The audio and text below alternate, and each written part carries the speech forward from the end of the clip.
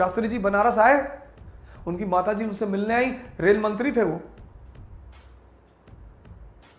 Rail मंत्री।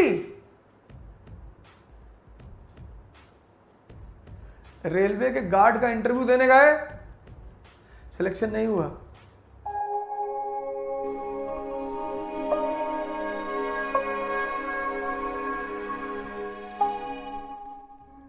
पैसा नहीं होता था कि नाव पर बैठकर नदी पार करके स्कूल चले जाए।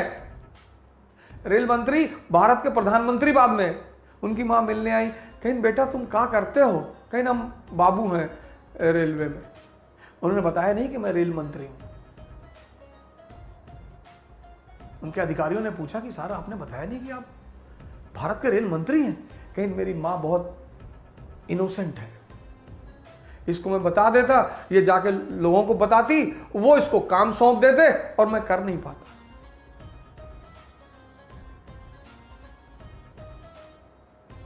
अपने बेटे के खिलाफ एफआईआर कर दी क्योंकि वो प्रधानमंत्री की कार लेकर चला गया था। चीन गए, सदरी फटी हुई थी।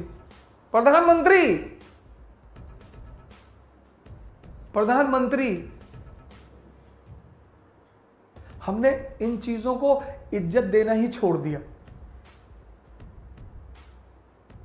मैं हैदराबाद गया 3 साल पहले सेमिनार लेने, फ्लाइट लेट हो गई हमारी 1 घंटा। जिन लोगों ने सेमिनार अरेंज कराया था वो बेचारे बड़े परेशान हो गए, क्योंकि सेमिनार में लड़कों को अरेंज करना बड़ा मुश्किल होता है और आ जाएं तो उनको रोकना बड़ा मुश्किल होता है, और लोग बहुत इंपेशेंट हैं, आना जाने लगते हैं। तो जब मैं एयरपोर्ट से बाहर निकला, मैं लोअर पहना हुआ था, टी शर्ट पहना हुआ था और स्लीपर पहना था। तो उन्होंने कहा सर सीधे चलिए सेमिनार हॉल। मैंने कहा चलो, हाँ चलो, हमें कोई क्या दिक्कत, चलो। तो सीधे हमें सेमिनार हॉल लेके चले आए। तो जब मैं वो लोअर थी और टी शर्ट रेड कलर की और चप्पल, और हम सेमिनार हॉल में चले गए, डाइस पे खड़े हो गए, तो कोई रिएक्शन ही नहीं हुआ, ना कोई गुड मॉर्निंग बोला, ना कोई खड़ा हुआ, कुछ रिएक्शन ही नहीं हुआ। सोचे पंखा वंखा ठीक करने आया होगा। अरे मैंने कहा मैं अवध ओझा सेमिनार लेने आया हूं। यह हालत है इस देश की।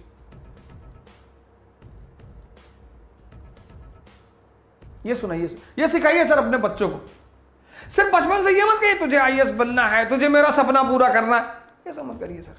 उनका मानसिक विकास कराइए सर। सर जिसका भी दिमाग जिंदा है ना सर, वो भीख नहीं मांगेगा सर, वो मांग ही नहीं सकता सर। जिसका भी दिमाग जिंदा है और जिसका दिमाग मरा हुआ है, मैं नाम नहीं लेना चाहता, बड़े यंग आईएएस अधिकारियों ने, आईपीएस अधिकारियों ने बड़े छोटे छोटे मुद्दों पर सुसाइड किया पिछले 2-4 सालों में सर। किसी ने इस बात पे सुसाइड कर लिया कि उन्होंने अपनी वाइफ को मना किया कि भाई आप नॉनवेज मत खाइए,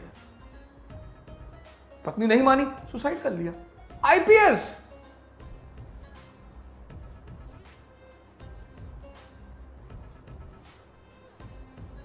शिक्षा का उद्देश्य है दिमाग को जिंदा करना। कनेक्टिविटी सिखाइए सर। शुरुआत में किसी भी चीज की जो लर्निंग है, लर्निंग जैसे साइकिल चलाना जब आपने सीखा तो शुरुआत में दर्द हुआ, शुरुआत में टाइम, किसी भी चीज के शुरुआत में टाइम लगेगा सर। एक बार आप सीख गए, उसके बाद हाथ छोड़ के साइकिल चलाने लगे। वो जो पहला फेस होता है वो ऐसा होता है, ऐसा, यही चैलेंजिंग होता है। लर्निंग का जो पहला फेस होता है वो ये होता है। बड़ा इंपेशेंट हो जाता है आदमी कि यार बहुत धीरे हो रहा है। शुरुआत में होगा सर, शुरुआत में आप साइकिल लेके भागे, फिर आप बीच में घुसे कुछ दिन, फिर आप डंडे पे बैठे, फिर आप गद्दी पर आए, एक दिन आप थोड़ी बैठ गए। Learning is always a slow process, always. Impatient होने की जरूरत ही नहीं है सर। कनेक्टिविटी सिखाइए सर।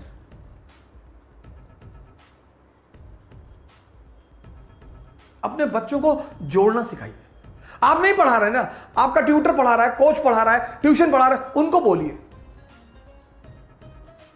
कि भैया हमारे बच्चों को रटाना मत, समझाओ, जोड़ना सिखाओ, डायग्राम बनाओ, डायग्राम ऐसे बनाओ, डायग्राम। धम्मा ऐसे लिख दिया, धम्मा, धम्म की नींद किसकी? अशोक की, अशोक की। भारतीय उपमहाद्वीप, इंडियन सबकॉन्टिनेंट पर कब्जा,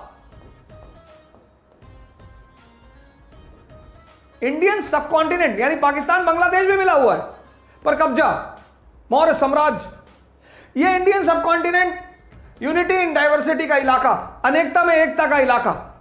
आज कौन है? हिंदू है, मुसलमान है, ईसाई है। उस समय कौन थे? बौद्ध, ब्राह्मण और जैन। और ग्रोथ और डेवलपमेंट की सबसे बड़ी आवश्यकता क्या है? Peace and stability. ग्रोथ और डेवलपमेंट की सबसे बड़ी आवश्यकता क्या है? Peace and stability. जैसे आज हिंदू, मुसलमान और ईसाइयों के बीच तनाव है, ऐसे तब ब्राह्मण, बौद्ध और जैनों के बीच तनाव था। उस तनाव को खत्म करना था। किसके लिए? ग्रोथ एंड डेवलपमेंट के लिए। तो फिर अशोक क्या लाया? धम्म की नीति। बस ऐसे डायग्राम बनवा दीजिए। सर ये डायग्राम जब वो लड़का सामने देखेगा ना, और क्या है धम्म? धार्मिक नीति है। किसकी? सामंजस्यता की, एकता की। अपासियाने किम चू धम्म, अपासियाने बहुकयाने दयादाने सचे सोचवे माधवे साधवे चा। क्या है धम्म?